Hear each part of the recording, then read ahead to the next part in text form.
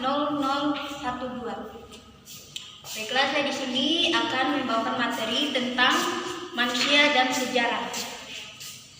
Jadi, pertama itu adalah pengertian sejarah. Kata sejarah berasal dari bahasa Arab sajaratun yang berarti pohon.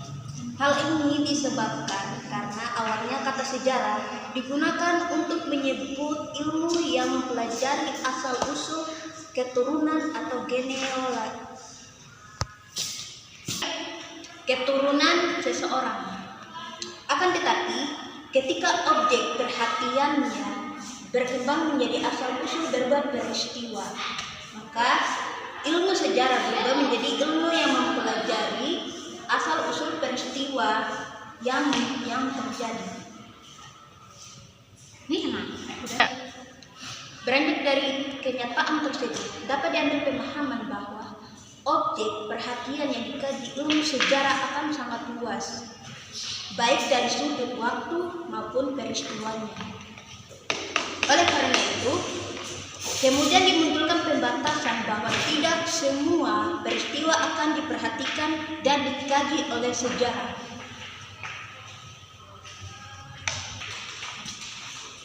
Yang selanjutnya, sejarah menurut para sejarawan. Yang pertama, Muhammad Yamin berpendapat sejarah adalah ilmu pengetahuan yang disusun atas hasil penyelidikan beberapa peristiwa yang dapat dibuktikan dengan kenyataan. Yang kedua, Thomas Carlyle. Dia mengemukakan berpendapat sejarah adalah peristiwa masa lampau yang mempelajari biografi orang-orang terkenal.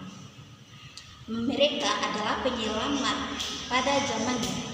Mereka merupakan orang-orang besar yang pernah dicatat sebagai peletak dasar sejarah. Yang ketiga, Ibnu Khaldun berpendapat sejarah sebagai catatan tentang masyarakat, umat manusia atau peradaban dunia, tentang perubahan-perubahan yang terjadi pada watak masyarakat itu. Yang keempat, R. Muhammad Ali berpendapat sejarah adalah ilmu penyelidikan perkembangan peristiwa dan kejadian-kejadian di masa lalu. Selanjutnya, pemahaman konsep sejarah ruang dan waktu. Sejarah adalah kejadian-kejadian, peristiwa-peristiwa yang berhubungan dengan manusia, yaitu menyangkut perubahan yang nyata di dalam kehidupan manusia. Sejarah yaitu cerita yang tersusun secara sistematis atau teratur dan rapi. Manusia, ruang, dan waktu dalam sejarah adalah unsur yang tidak bisa dipisahkan satu sama lain. Pada pokok sejarah menjadi manusia sebagai subjek sekaligus objek. Adapun manusia sendiri tak akan pernah bisa lepas dari ruang dan waktu, sebab peristiwa sejarah ini berlangsung dalam ruang dan dibatasi oleh waktu. Tanpa keduanya tak akan ada yang dinamakan dengan peristiwa sejarah. Apabila diuraikan, maka kedudukan tiga unsur utama sejarah tersebut adalah: 1. Manusia merupakan subjek sekaligus objek sejarah. Yang kedua, ruang merupakan unsur di mana peristiwa sejarah berlangsung atau terjadi. Yang ketiga, waktu merupakan unsur yang membatasi suatu peristiwa.